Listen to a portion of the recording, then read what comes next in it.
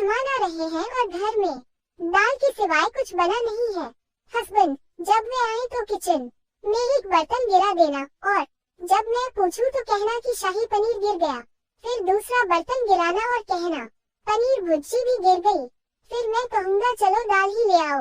मेहमानों के आने के बाद बर्तन गिरने की आवाज आई। हस्बैंड, क्या हुआ? वाइफ, भंडरा पा ले कंजरा, दाल ही गिर गई।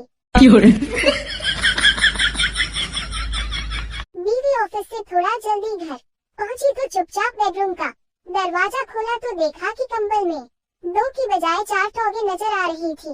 उसने आप देखा ना ताव एक क्रिकेट का बैट उठाया और जोर जोर से मारना शुरू कर दिया।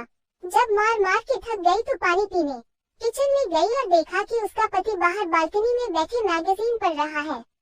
पति बोला, तुम्हारे मम्मी पापा आए हैं और मैंने उनको बेडरूम में सुलाया है, जाके मिल लो और करो शक। बच्चा, मम्मा में कैसे पैदा हुआ? माँ, मैंने एक बॉक्स में मिठाई डाल कर रख दी थी। कुछ दिन बाद उसमें से मुझे तुम मिले। बच्चे ने ठीक वैसा ही किया और कुछ दिन बाद जब उसने जा कर देखा तो उसमें एक कॉकरोच था। बच्चा गुस्से से दिल तो करता है कि तुझे अभी चप्पल से मार दूं पर क्या करूं? औलाद है तू मेरी। एक बुजुर्ग ने सुनने की नई मशीन लगवाई। नई मशीन छोटी थी, आसानी से दिखती नहीं थी। एक हफ्ते बाद में फिर से डॉक्टर के पास गया। डॉक्टर, कैसी चल रही है नई मशीन? बुजुर्ग, बहुत बढ़िया, अब मैं अपने सारे रिश्तेदारों की बात अच्छे से सुन सकता हूँ। डॉक्टर, तब तो आपके रिश्तेदार बहुत खुश होंगे। बुजुर्ग, नहीं, मैंने उन्हें बताया नहीं। मैं पहले की तरह बैठा रहता हूँ और वो पहले की तरह मुझे बहरा समझकर बातें करते हैं। इसलिए एक हफ्ते में मैं 3 बार वसीयत बदल चुका हूँ। साड़ियों का रंग जाएगा, नहीं गया तो पूरे पैसे वापस। ये बोर्ड पढ़कर कई महिलाओं ने साड़ियाँ खरीदी। घर जाने पर पता चला कि साड़ियों का रंग तो बेहद कच्चा है और जरा सा पानी लगते ही उतरने लग गया है। गुस्से में तमतमाई महिलाएं दुकानदार पर बरस पड़ी। बोली, आपने हमारे साथ धोखा किया, हमारे पैसे वापस करो। दुकानदार ने महिलाओं को बोर्ड ध्यान से फिर पढ़ने को कहा। बिल्लू भाई ने रसोई में गैस पर कुकर चढ़ाकर सेल्फी वाली पोस्ट डाली और लिखा, बीवी मायके गई है और मुझे चाय बनानी है, कुकर में कितनी सीटी लगाओ? प्रमोद भाई बोले, कुकर में ऑलरेडी 1 सीटी लगी है और कितनी लगाएगा? गोपाल भाई ने कहा, बेवकूफ, चाय कुकर में थोड़ी ना बनती है, कढ़ाई चढ़ा। मुकेश भाई बोले, पहले 2 घंटे चाय पत्ती भिगो ले, 2-3 सीटी में काम चल जाएगा। और सबसे अच्छा आइडिया तो मनोज भाई ने सुझाया। बोले, खिड़की पर जाके 1 सीटी बजा, पड़ोसन चाय दे जाएगी। बादशाह ने ऐलान करवाया कि तमाम शादीशुदा मर्द 2 लाइन में खड़े होंगे। एक लाइन में वो जो बीवी से डरते हैं और दूसरी लाइन में वो जो बीवी से नहीं डरते। बीवी से डरने वालों की लाइन लंबी थी, जबकि बीवी से ना डरने वालों की लाइन में सिर्फ एक ही आदमी खड़ा था। बादशाह उस आदमी के पास गया और उसको शाबाशी देते हुए बोला, आप ये कैसे समझते हैं कि आप अपनी बीवी से नहीं डरते? आदमी ने जवाब दिया, मालूम नहीं जी, मुझे तो मेरी बीवी कह कर गई है कि इसी लाइन में खड़े रहना, बिल्कुल हिलना मत। एक आदमी बोट से कहीं जा रहा था। अचानक से जोर से हवा चली और उसकी बोट पलट गई। उसे तैरना नहीं आता था। वो प्रार्थना करने लगा, भगवान, अगर मुझे बचा लिया तो मैं गरीबों में 2 किलो लड्डू बांटूंगा। फिर जोर से हवा चली और एक बड़ी सी लहर उसे जमीन पे ले गई। वो खड़ा हुआ और हंसते हुए ऊपर देख के बोला, हाँ, कैसे लड्डू? कौन से लड्डू? फिर जोर से हवा चली और एक बड़ी लहर ने उसे वापस पानी में खींच लिया। वो फिर चिल्ला के बोला, मतलब मैं पूछ रहा था बेसन के या बूंदी के?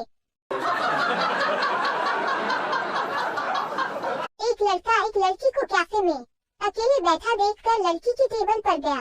लड़का, क्या मैं आपके साथ बैठकर कॉफी पी सकता हूँ? लड़की चिल्लाकर बोली, नहीं, मैं आज रात तुम्हारे साथ नहीं गुजार सकती। सब लोग लड़के की तरफ देखने लगे। लड़का शर्मिंदा होकर दूसरी टेबल पर जाकर बैठ गया। कुछ देर बाद लड़की उसके पास गई और उस लड़के से माफी मांगी और बोली, मैं ह्यूमन नेचर के पर स्टडी कर रही हूँ और रिसर्च कर रही हूँ कि लोग शर्मिंदा होकर क्या महसूस करते हैं। लड़का चिल्लाया, व्हाट? 25,000 एक रात के? ये तो बहुत ज्यादा है, कुछ कम करो। सब लोग लड़की को देखकर हंसने लगे। लड़का धीरे से बोला, कि अब महसूस कर खुल के। बूढ़े आदमियों का ग्रुप तीर्थ यात्रा पर चला। गाइड ने कहा, कल सवेरे जल्दी नहाकर दर्शन को चलेंगे और याद रहे ये तीर्थ यात्रा धाम है, इसलिए रास्ते में आजू बाजू महिलाएं स्नान करती हुई दिखेगी, पर तुम ध्यान मत देना वरना बहुत बड़ा पाप लगेगा, और अगर गलती से दिख जाए तो उसे नजर अंदाज करना और हरिओम हरिओम बोलते हुए आगे बढ़ते रहना। दूसरे दिन जब वो चले तब वो थोड़ा ही चले थे कि एक बोला, हरिओम, बाकी सारे एक साथ बोले, किधर है किधर है? गाइड, सालों तुम लोग नहीं सुधरोगे। एक औरत अपनी कुछ परेशानियों को लेकर एक बाबा के डेरे में पहुंची। बाबा ने सारी परेशानियों को बड़े गौर से सुना, फिर बोले, बेट, इसका हल निकल जाएगा, सब ठीक हो जाएगा, लेकिन इसके लिए कुछ खर्चा आएगा। औरत ने पूछा, कितना खर्चा आएगा?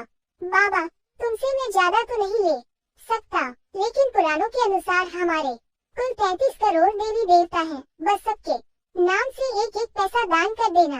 औरत ने मन ही मन कैलकुलेट किया तो बाबा के हिसाब से कुल खर्च 33 लाख रुपए आता था। औरत भी चालाक थी, उसने कहा, ठीक है बाबा जी, आप बारी बारी से सबका नाम लेते जाइए, मैं एक एक पैसा रखते जाऊंगी। बाबा डेरे में अभी भी बेहोश है। महिलाओं को कमजोर ना समझें, कई तो इनकी वजह से ही बाबा बने हैं।